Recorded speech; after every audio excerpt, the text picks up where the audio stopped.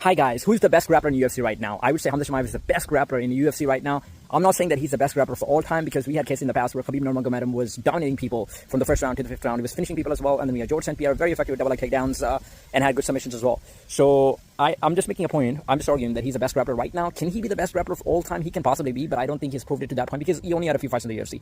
But is he the most effective UFC grappler right now? I have a very strong argument about this. The guys that I'm going to put on the list to actually compare with Khamzat Chimaev are Islam Makhachev. We're seeing Islam has won many fights with submissions. His wrestling is very effective. His jiu-jitsu is very good. Merab Dvalishvili, Charles Oliveira. Who else is there? In the heavyweight, we don't have like a good grappler, not even in light heavyweight. Middleweight, I would say Hernandez, but again, Hernandez hasn't proved that much.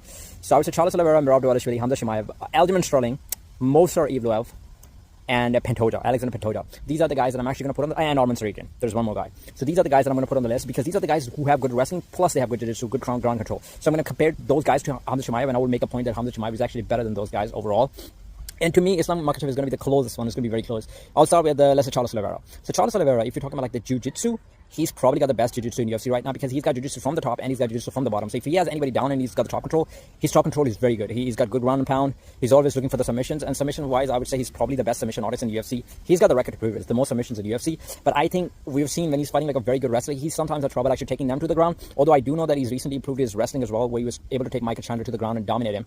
But we've seen like when he fought Islam Makhachev was able to nullify his wrestling. Islam actually took him down. So in that case, Charles' wrestling wasn't that effective.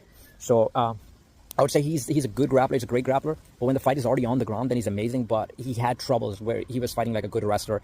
And even when he was fighting let's say a striker with a good takedown defense, sometimes he had problem actually taking them to the ground. So I wouldn't put him as the most effective, although he is very effective.